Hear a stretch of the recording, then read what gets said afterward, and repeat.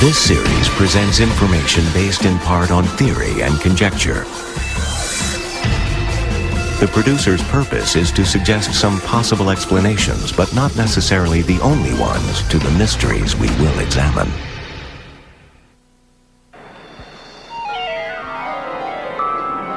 Hidden beneath the seas, the walls of a great city are visible. There are those who believe the architects were the vanguards of a society that took root in a new land. Who built it and why are still unknown.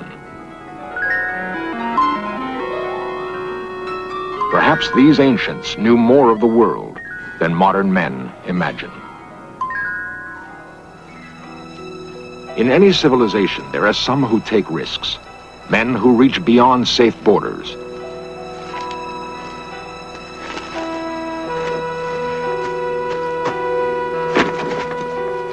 The passing of adventurers may be signaled by structures on the land, marks in the earth, ciphers in stone, like the curious ruin on a bleak New Hampshire hilltop. It is called Mystery Hill.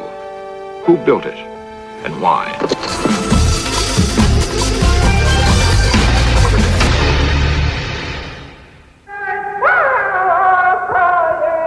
The legends of Native Americans tell of the first men who came into the world. They were brothers to wolves, or sired by the very stars. Men, it was said, were animals, and animals were men. And that is how the Indians saw their own beginnings.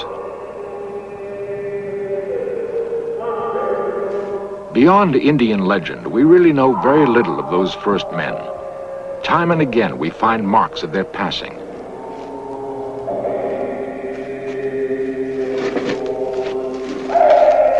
Who were they? Where did they come from? What drove them to probe the wilderness and build outposts? Too many traces have been left by early wanderers. They cannot be ignored or easily explained away. In scattered enclaves, a fragment of what had been built may survive.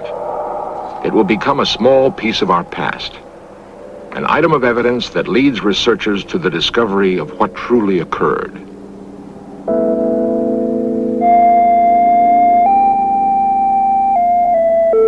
When 17th century Europeans colonized what is now New Hampshire, they found that someone had been there before them. At the time, no one thought much about the stone ruin near New Salem. They called the curious stone structure Mystery Hill and let it go at that. Mysterious it was, totally unlike anything else the Europeans would encounter in their settlement of North America. It would not be until 300 years had passed that investigators would begin to solve the riddle of Mystery Hill. Their research would challenge some cherished ideas about the past. It's easier to cling to traditional beliefs than accept the possibility that we really know very little about our past. But if new ideas are sometimes uncomfortable, they can also be exciting. In the past year, evidence has been uncovered which suggests that there was a highly civilized presence on the shores of America thousands of years ago. The land called America was not devoid of people when the Europeans came. Europeans called the natives savages.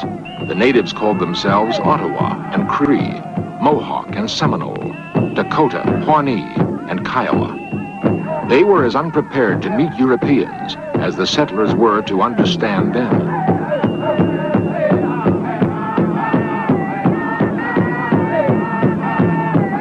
Whatever their common origin might have been, the Old and New World peoples had little in common.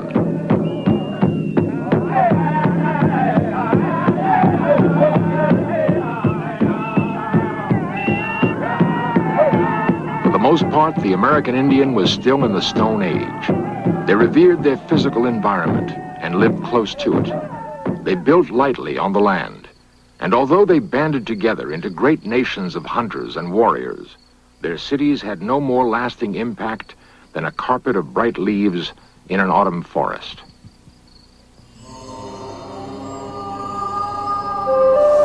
Mystery Hill is not in the manner of buffalo hide teepees. It was built to last. Indians of this region did not build in stone. They lacked even the tools to do so. Mystery Hill would have been destroyed years ago if it were not for the efforts of Bostonian Robert Stone. Stone bought up the ruins so that it could be preserved for scientific study and the enjoyment of tourists. They would put the ashes in there, in other words. That's what we assume, yeah. Was this standing when you came here? Yes. Professor Hans Holzer has come to learn what Stone knows of the site. A noted author and student of antiquity, Holzer will attempt to answer the questions: who passed this way and why?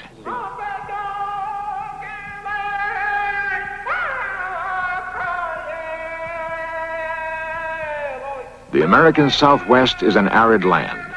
Its native inhabitants found it difficult to scratch out a hold here. They built cities of mud brick, backed against cliffs for protection.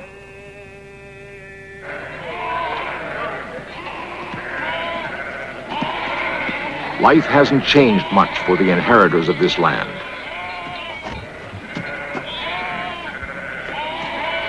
Outside of the few big cities of the Southwest, men still herd livestock and try to wrench a living from the dry soil. Theirs is a rich heritage, nevertheless. We know the Pueblo Indians by their etchings in stone. Their cliff-bound apartments showed thoughtful design and careful execution. But brick is not stone. The techniques used to build the Pueblos did not build Mystery Hill. Hans Holzer and Robert Stone can find little that Mystery Hill has in common with the Pueblos of the Southwest. Its architects must have come from another place, another culture. In the Medicine Bow Mountains of Wyoming can be found another curiosity in stone. It is called the Medicine Wheel. Mantled by snow much of the year, the geometric arrangement of rocks puzzled Western travelers for a long time. Most investigators are now agreed that the wheel was an Indian calendar.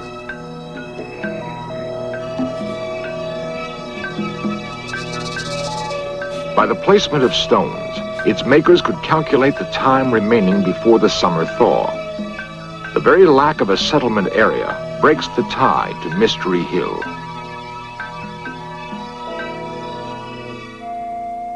The long central lane at Mystery Hill is reminiscent of some walled-in streets of ancient Europe. And where does the lane end? At a large central structure, Professor Holzer has reason to believe was a temple. Again, a slender thread which may link Mystery Hill to the great cities of ancient Europe.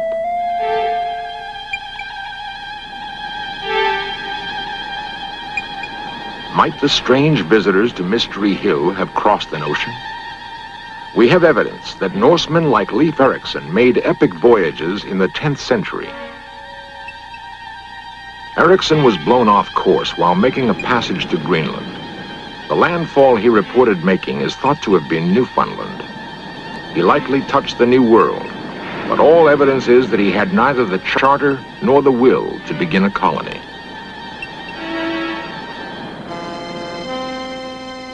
"500 years later, the Spaniards and the Portuguese would supplant the Norsemen as explorers of the sea.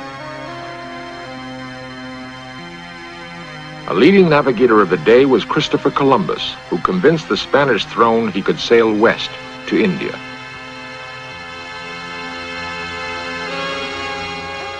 These voyages were overtures to the coming of European colonization of the Americas in the 17th century. It is certain, however, that there were ships capable of making ocean crossings long before the time of Columbus or Leif Erikson.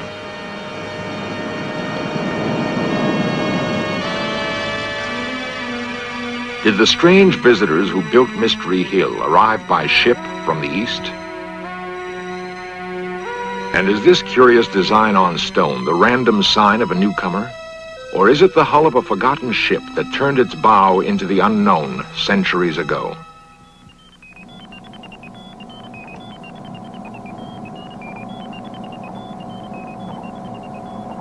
At a laboratory in Cambridge, Massachusetts, scientists burn a bit of charcoal found at Mystery Hill.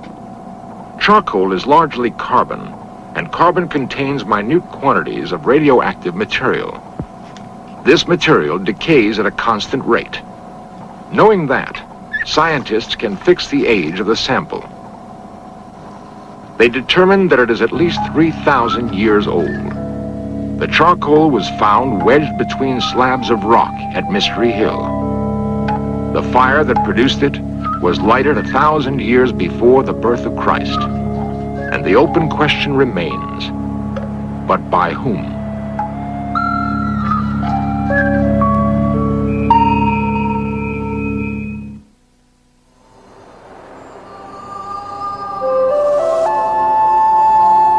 Mystery Hill, New Hampshire could not have been more aptly named.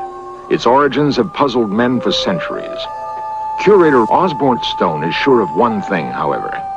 The architects of Mystery Hill had an impressive knowledge of astronomy. We're standing in the astronomical center of the site, and if you want a view to the true north, you'll see a large standing monolith out here. It's composed of 5 stones, one missing that dates the site. Over to the east of us, we have a strange stone that's been on the wall for centuries that marks the summer sunrise.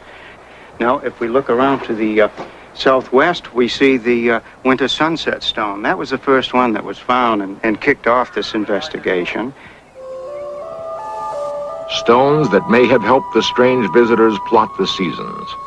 They are substantial clues to the identity of the original Mystery Hill architects. The cultivation of expression. On the Salisbury Plain in England broods a more familiar example of the kind of time-keeping function monoliths appear to have had for the ancients. To this day, some who call themselves Druids gather at Stonehenge to mark the longest day of the year. It is believed that long centuries ago, Druids offered up human sacrifice as part of their seasonal rituals. Sacrifice may have been part of the firmament at Mystery Hill also. That's the viewing position for the sacrificial table I was telling you about. You were asking me about the oracle tomb. That's right. It comes out from the oracle chamber underneath. Stone points out a polished slab of rock. 6, 8 The inches. grooves might once have run with blood to appease a god whose voice rumbled up from the earth. We used to give the oracle all the time through there, but It appears that the builders of Mystery Hill imported their gods as well as their science. Some had theorized that Mystery Hill was the work of New Hampshire colonialists. this is where we come to the entrance of the oracle chamber. And I think we have pictures that date back. What Stone calls the sacrificial table and the recently excavated oracle chamber are unlikely relics of English colonialism. The chamber was discovered in the darkened recesses of Mystery Hill.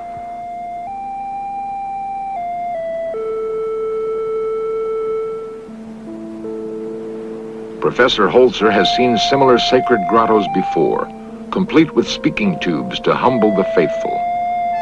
The so-called oracle chamber had been the work of another society, a civilization where obedience to the Delphic voices was immediate and complete. The chamber was found not in America, but amid the ancient ruins of the Mediterranean. Holzer will need more than these similarities if he is to advance his theory about Mystery Hill's strange visitors.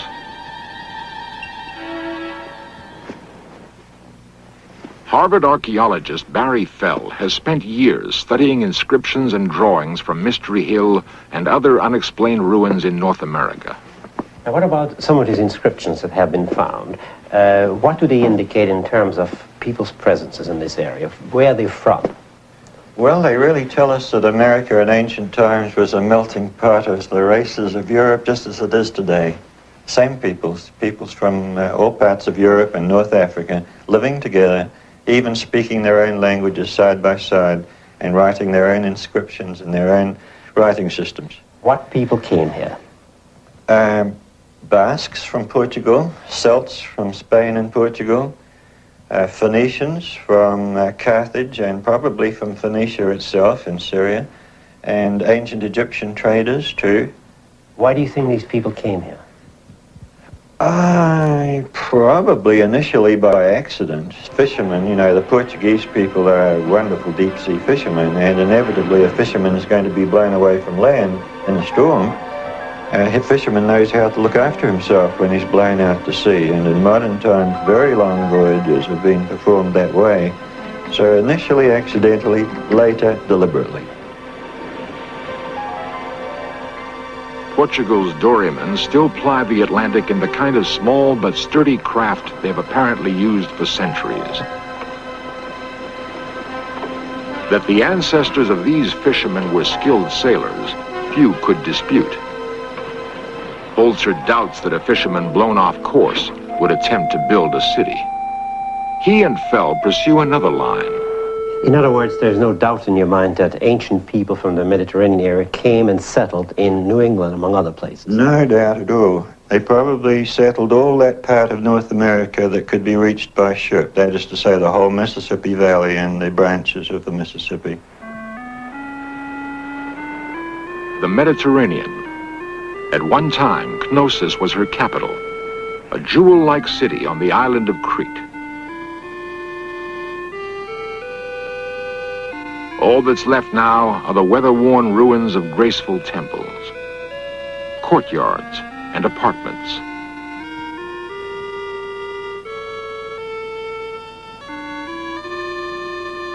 The people of this island were called Minoans. They were heirs to Phoenician sea kings who sailed here from what is now Lebanon. The Minoans loved music and art almost as much as they loved the sea. Even their architecture had a lyrical quality. The sea never seemed far from their thoughts. They must have gloried in all its aspects. The sea brought the Minoans power and wealth. Perhaps they had commerce with other advanced civilizations now lost to us.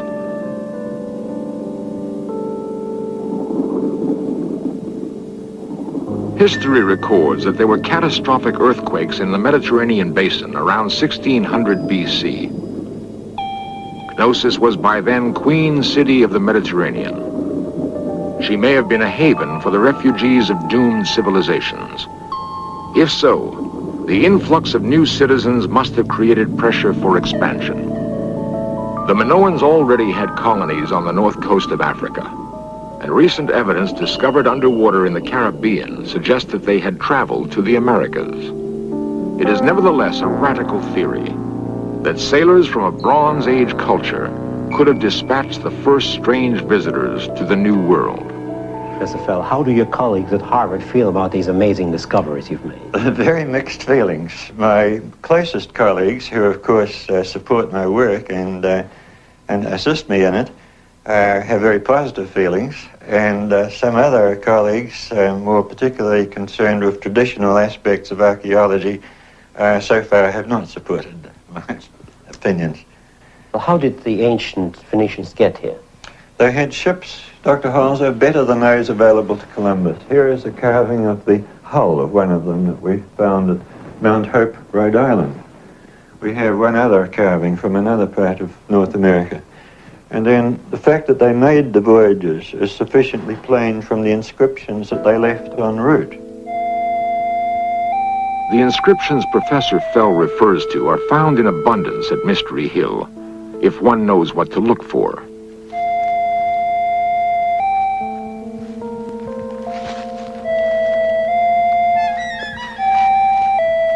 Osborne Stone, who assists his cousin Robert in preserving the site, points one out to Dr. Holzer.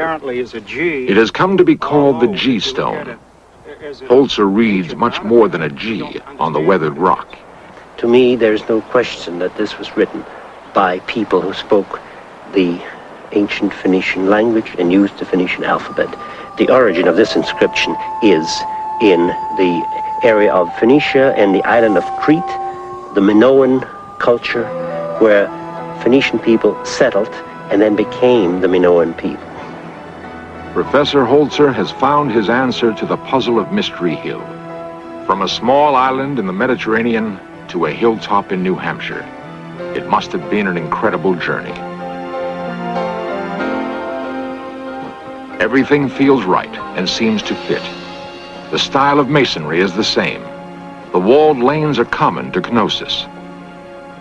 One could almost imagine being on Crete if it weren't for the Yankee accents and pine trees.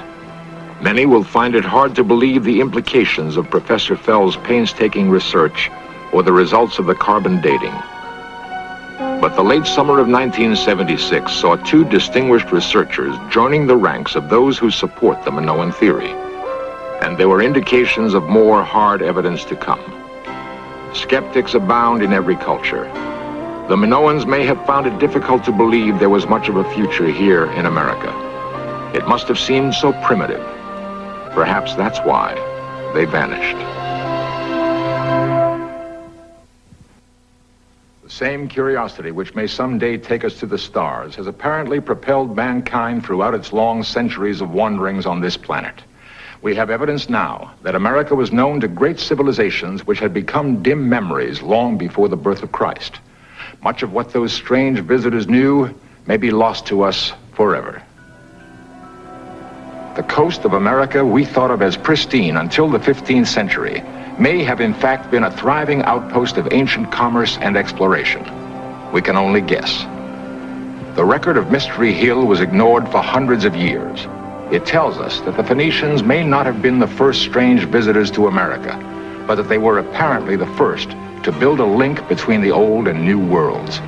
The link would be broken for reasons we cannot fathom yet. Centuries later, the old world would rediscover the new. This time, the link would hold.